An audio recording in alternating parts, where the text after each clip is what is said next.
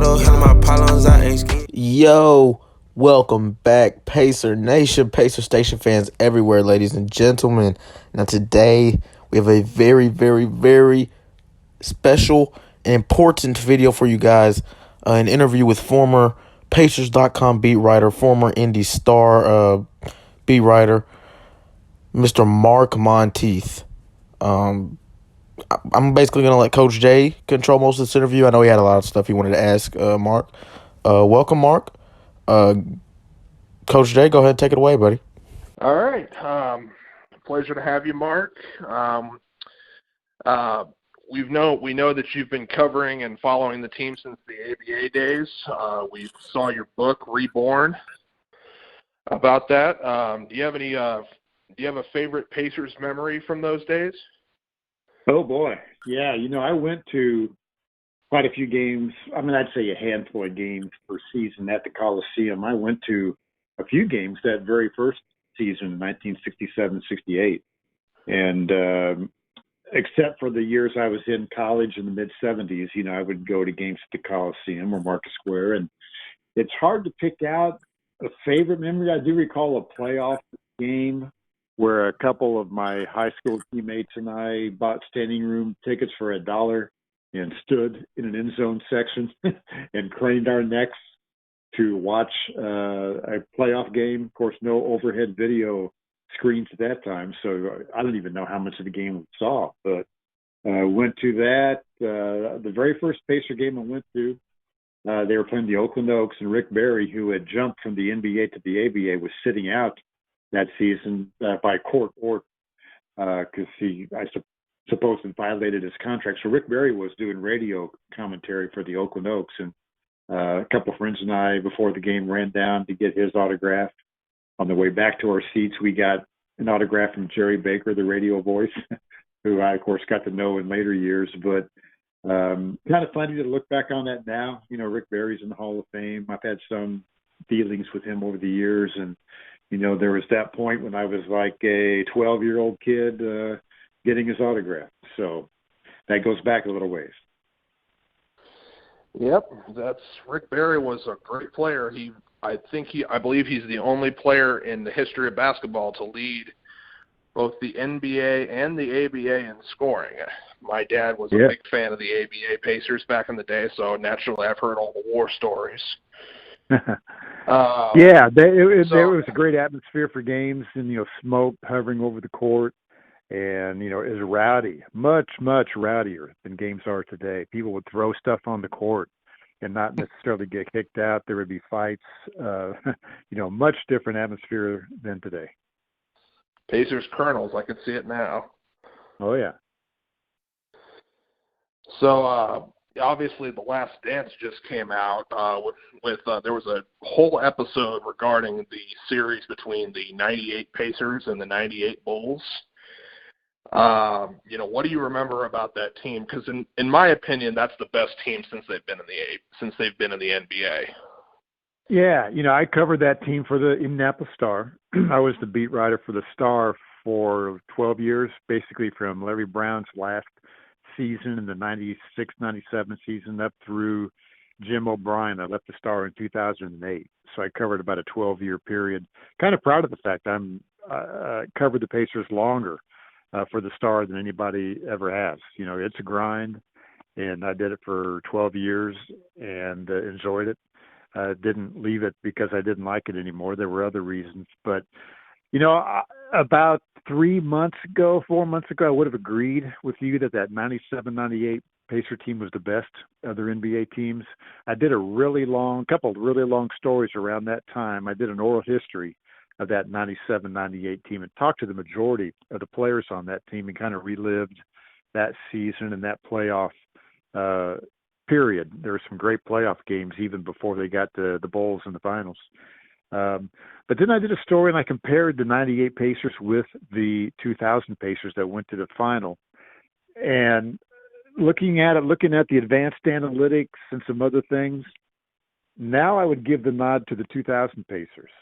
Surprisingly, Reggie Miller actually had a better postseason in 2000 than he did in 98. We remember the shot he hit against the Bulls and some other moments, but he was better.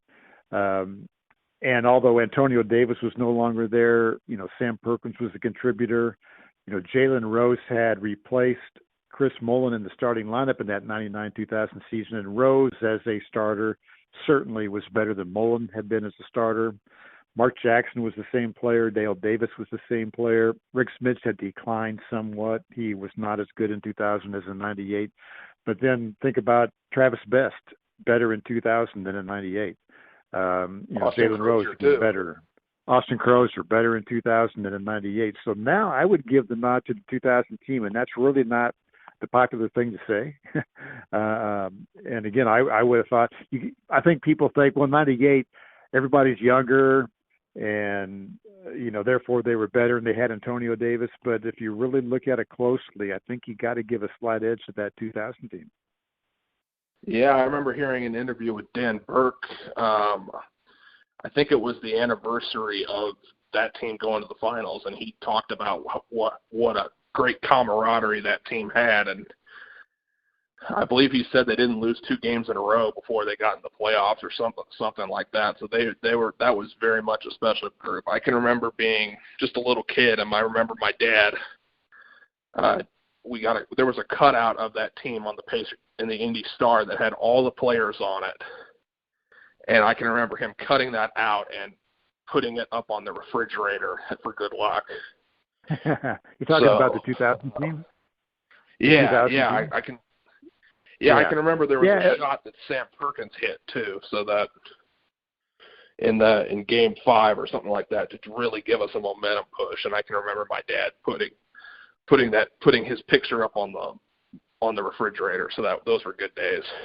Yeah, that's a great memory. They actually in 2000 they lost 2 in a row a few times. They lost 3 in a row a few times. Actually, the regular season in 99-2000 was kind of a slog. They had a lot of success.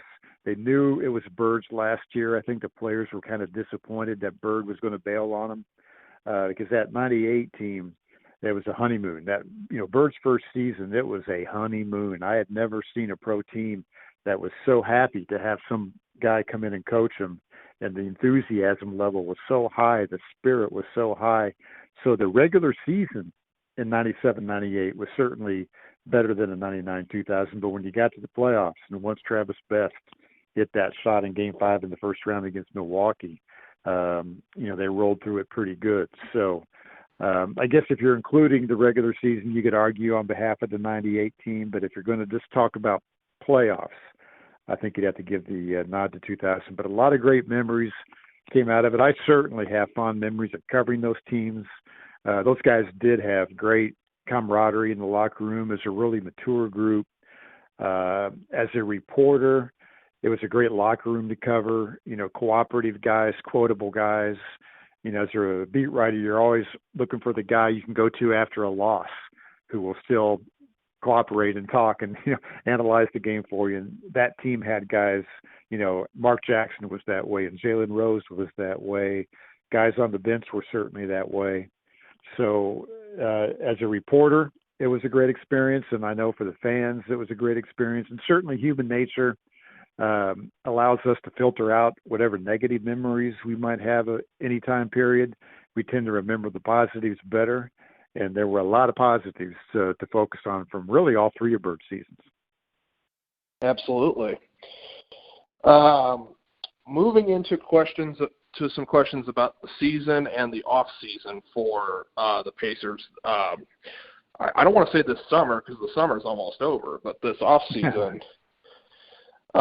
This off season is very reminiscent in my mind, to the summer that the Pacers fired Isaiah Thomas and eventually hired Rick Carlisle. The team had, they'd lost in the first round three out of the last 4 years. Obviously, the fourth year was that finals team. But, especially in the last 2 playoff runs against the Nets and against the Celtics, Pacers had a lot of talent. You had Ron Artest, you had Jermaine O'Neal, you had all those, really good young players.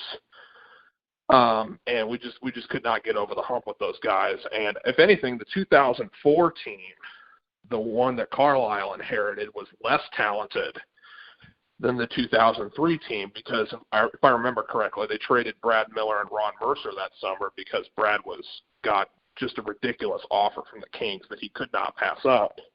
Mm-hmm. Would you compare this summer to that summer in any way? I think that's a good analogy. I really hadn't thought about that, but I think there's a lot of connections you could make there. Yeah, all three of his teams lost in the first round of the playoffs. The first two teams, I thought that was reasonable. There was a major rebuild going on. The teams were young. I thought it was a pretty good accomplishment just to get into the playoffs.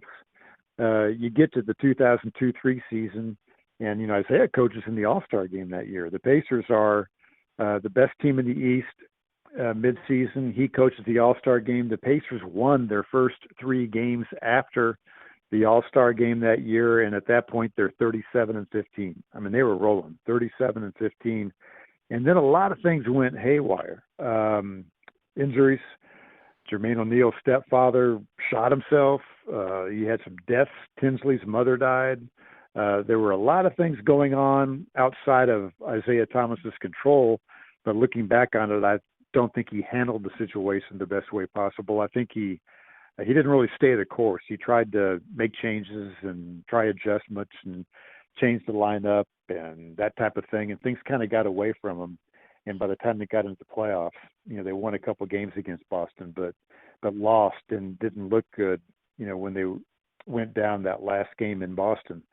And while you're right, they lost Brad Miller.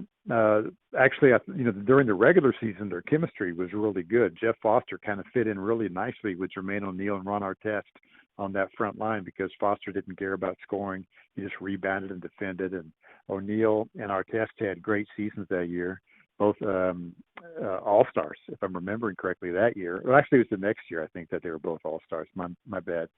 But anyway, it was Brad Miller was an All-Star that year. But it is a good analogy because there's talent. The playoff success has not been there. Whether the Pacers can bring in a coach the equivalent of Rick Carlisle remains to be seen. It's hard to get a proven coach, because the proven coaches have jobs. It's rare that a proven coach, somebody who's really good, is available. Really, it happened when the Pacers hired Larry Brown after he had been with the Clippers back in 1993.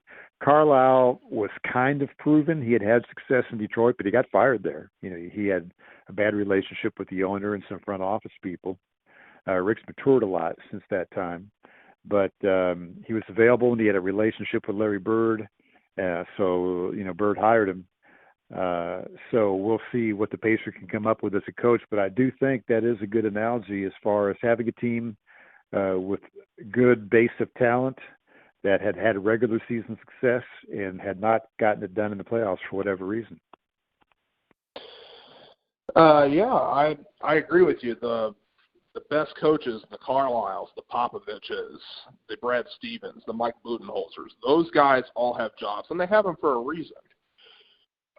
But in my based on what I saw in the postseason press conference with Kevin Pritchard, I watched it as soon as it came out, and I mean, unless what was said was a smokescreen, which the Pacers have a history of that.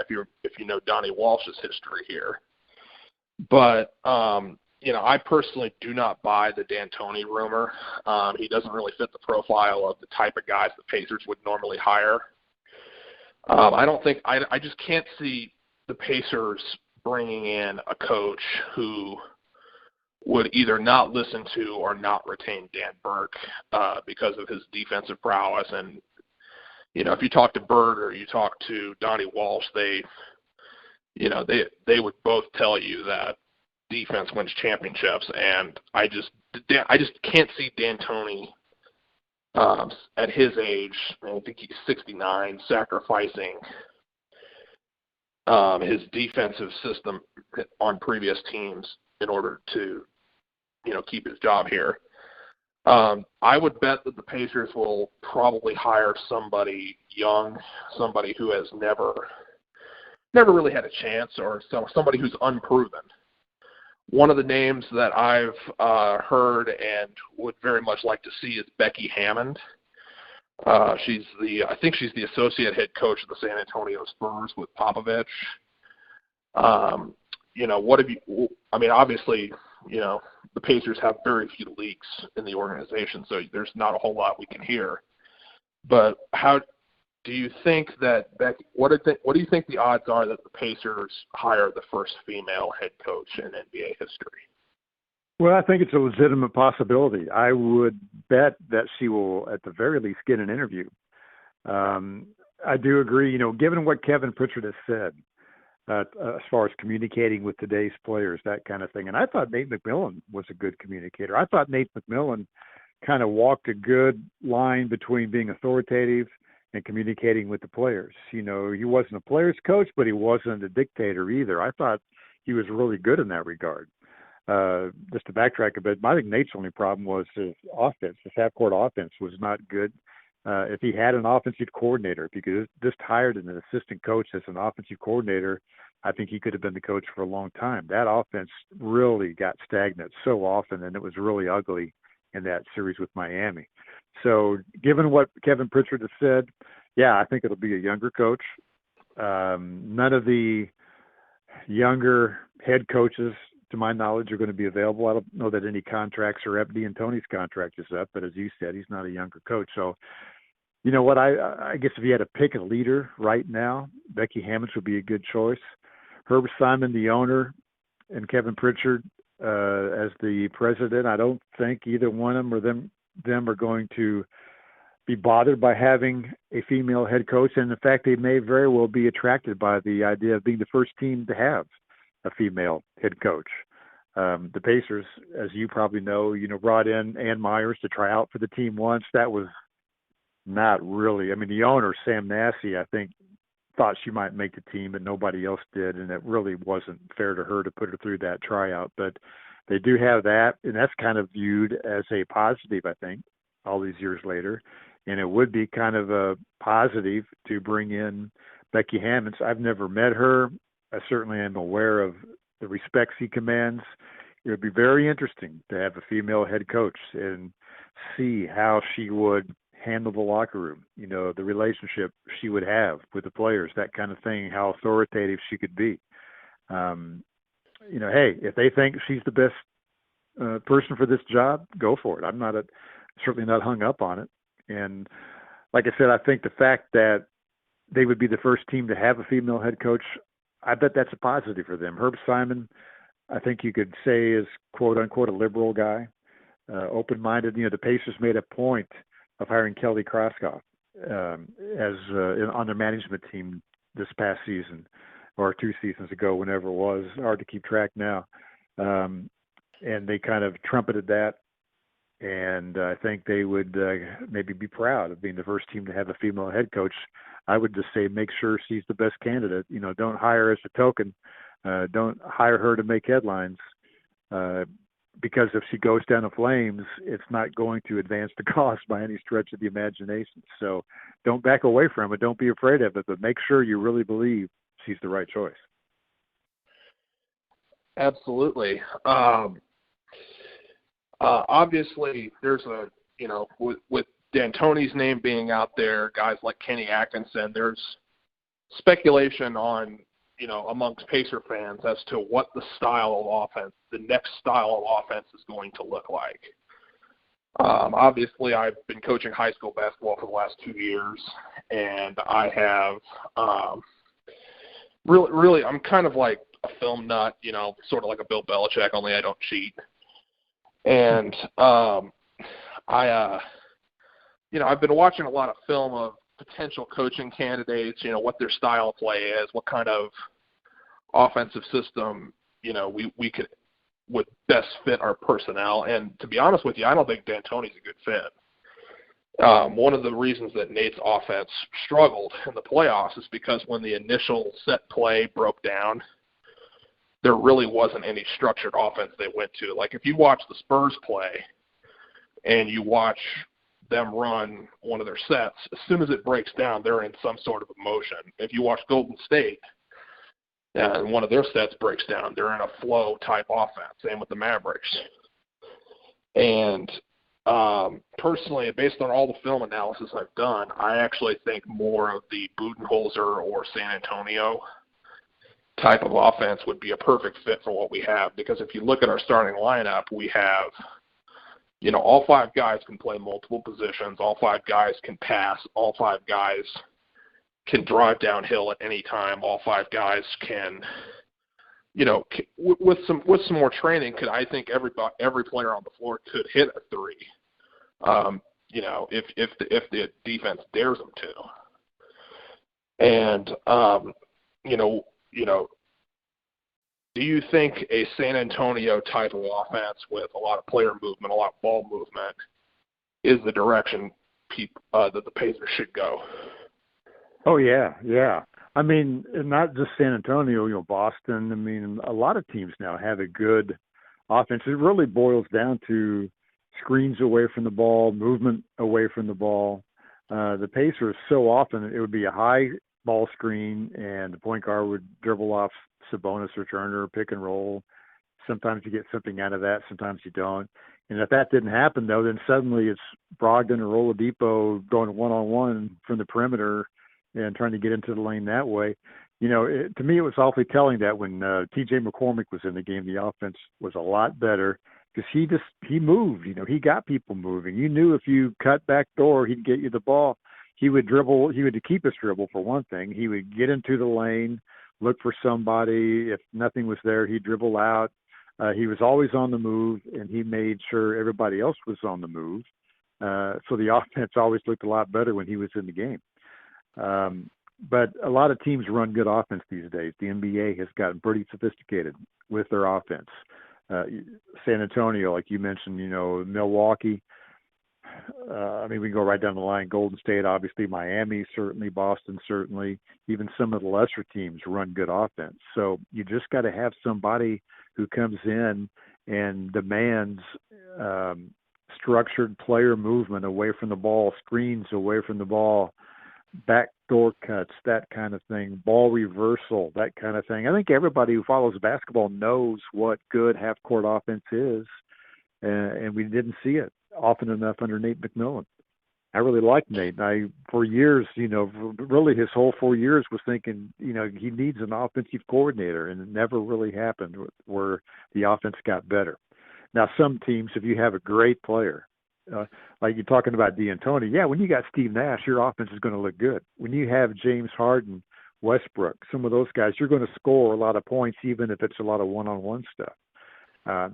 But can you devise a system where the players get put in good position to get open shots, to get relatively easy shots? And that's what the Pacers need, because they don't have an absolute superstar, but they got 5 guys who are good to very good, who are capable of scoring 25 to 30 points on any given night, and their balance is their greatest asset. They've got to be a difficult team to prepare for, because there's no, quote-unquote role player in that starting 5 who you don't have to worry about. There's no Dale Davis or Jeff Foster or something like that.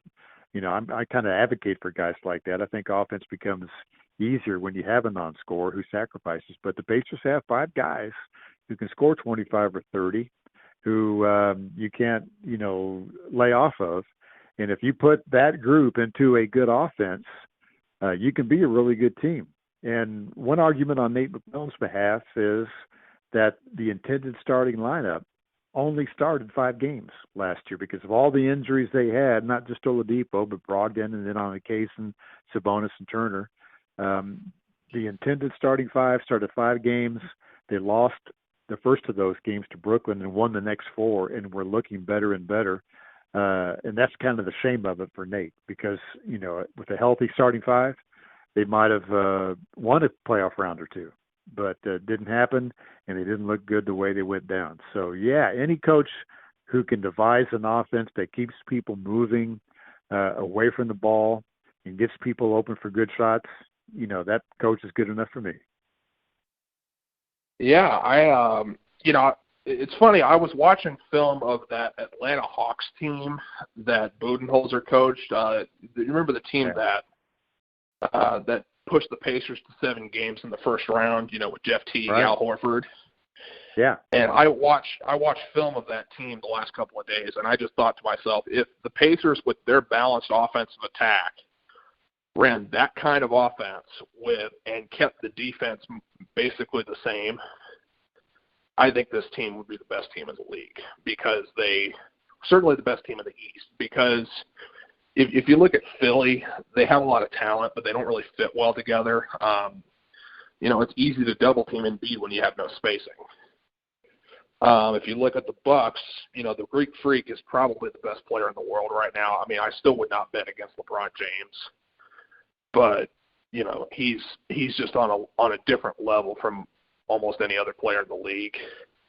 They have decent shooting around him, but other than maybe Kyle Korver, they don't really have anybody who's money from 3-point range.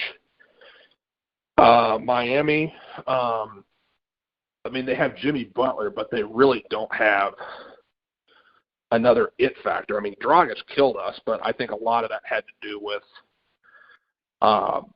Victor's health. I think Victor was guarding him. I don't think he's 100% yet.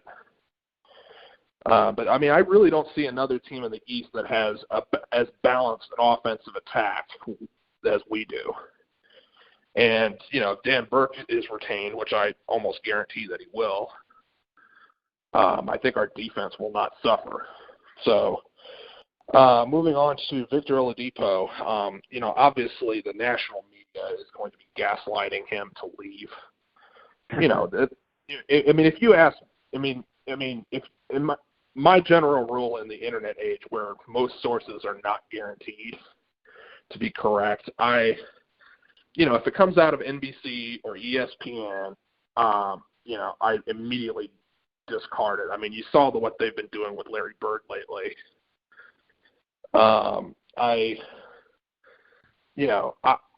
I personally think what Victor's going to end up doing is he's going to do what a competitor should do. Is he's going to bet on himself. He's going to bet on his health.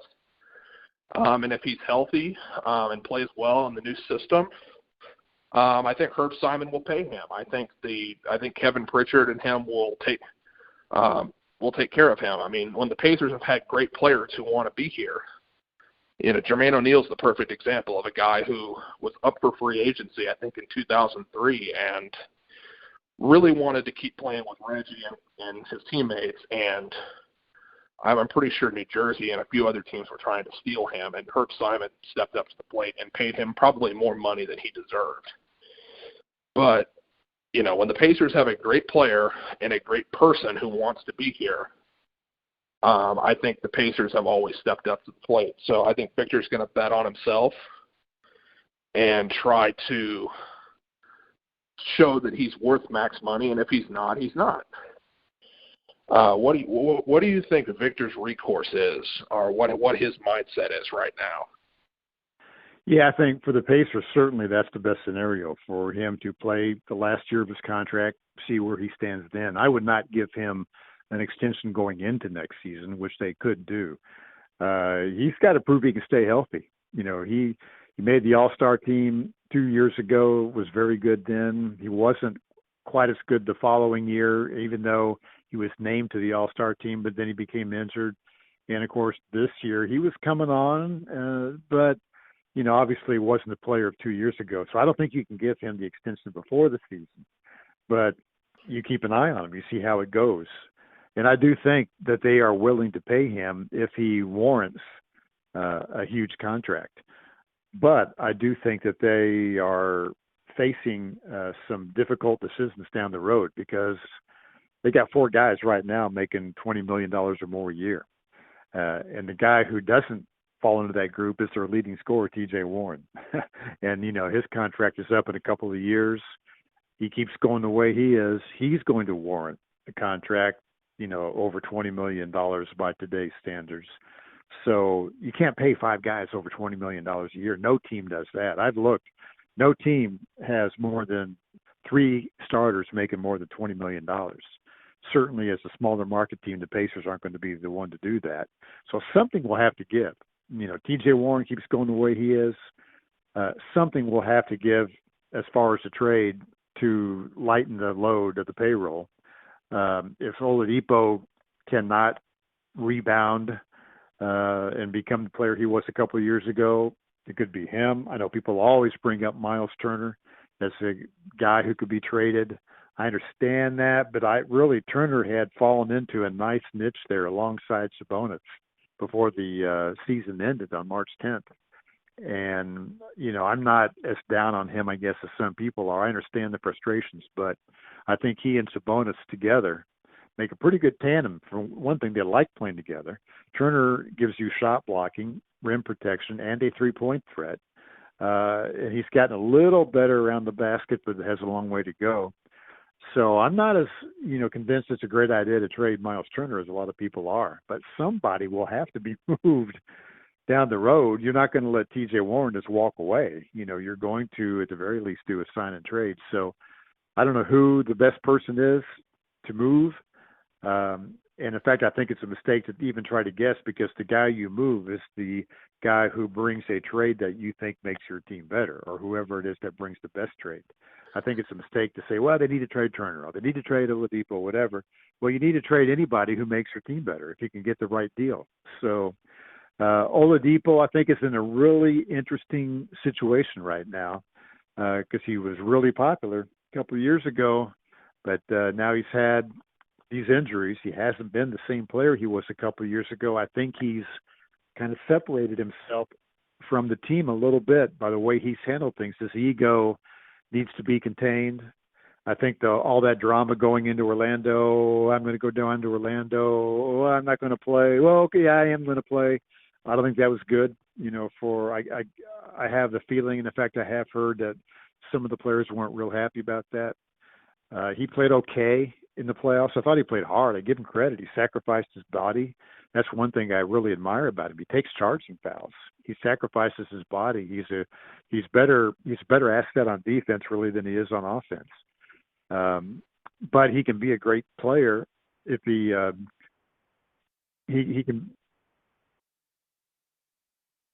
can be a great contributor to this team if he has things contained. He just needs to not think so much about scoring and be a more well-rounded player. The stat I always go to on him is that when he takes 15 shots or fewer, the Pacers hardly ever lose. And when they do, it's usually something fluky. When he takes more than 20 shots, they almost always lose. He's not a good enough shooter to be taking over 20 shots a game. He's got to contain his offense, particularly with this group when you have four other guys who are scoring threats. So I think he's got to make adjustments. I think the Pacers need to let this next season play out, see how it goes, and then they'll have a decision to make. Yeah, personally, winning is, especially in the Pacers market, it's not necessarily just with small markets, but Pacer fans want to see winning. And Herb Simon definitely wants to see winning. So I think if the Pacers brought in an offensive system that would take the ball out of Victor's hands a little bit more and let him, create for his teammates, but also, I think Malcolm Brogdon's efficiency rating, for example, dropped because of the type of offense we ran. It was just one pick and roll, one isolation after another. I think if the ball moves and everybody's moving around, and it makes double teaming guys like Victor, Warren, and Brogdon so much harder. And because everybody on the team is a good passer, I think if we brought in the correct offensive system and the correct staff to implement it, I think the success factor will take care of itself. I agree. I think Victor, because I think Victor, I agree with you. When Victor takes less shots and is more efficient, I think this team is awfully hard to beat. But, and I think if we run an offense that's predicated more on getting the ball, not necessarily to a specific player, but to getting it to specific spots on the floor and creating from there, I honestly think that paying Victor is not going to be a problem, because I think the team's just going to be too good to pass up. I do think that somebody's going to get moved eventually. And at this point, with all the trades that Kevin Pritchard has made the last few years, I trust him completely. Every time he makes a a splash trade like obviously the trade for Paul George, but also the trade for Malcolm Brogdon. I mean, everything that Kevin Pritchard touches on the trade market, as far as I've seen, has turned to gold. So if they have to move somebody, I completely trust. I trust him, and I trust him and his staff to make the right decision. No, he has been good in that regard to this point. Yep. And I agree. By the way, I think your point on Brogdon is really good because he was a 50-40-90 guy his last year in Milwaukee. 50% from the field, 40% three-point shooting, 90% free throw line, and his shooting really suffered this past season. And it was very telling to me that in the post-game Zoom call with Brogdon after they were swept by Miami, Brogdon kind of unprompted was saying, hey, Miami just ran better offense. They were more efficient. They got better shots than we did. They scored out of timeouts, blah, blah, blah. It was really pretty damning what he said about the offense. And that was kind of my first hint that there's a problem there because Brogdon isn't the type to pop off. He's very measured in the things he says. So I'm pretty sure that in Brogdon's exit interview on the season with Kevin Pritchard, that did not go well for Nate McMillan. And I think Brogdon is really looking forward to having a different coach, a different system. All right. I completely agree with you there. That pretty much covers all of my questions. It was a pleasure having you on the show. We hope to have you back at some point in the future. All right. Hey, I enjoyed the conversation. Thanks for having me. Yes, sir. Great talk, fellas. Great talk. Like Coach Jay said, would love to get you on in the future. Anyone watching this, make sure you follow us at Pacer Station on all social media platforms. Got a lot of great content coming up. More interviews with more different people around the Pacers organization. Thank you so much, Mark. Okay, thank you, guys. Appreciate you. Pacer Nation, we up. Deuces.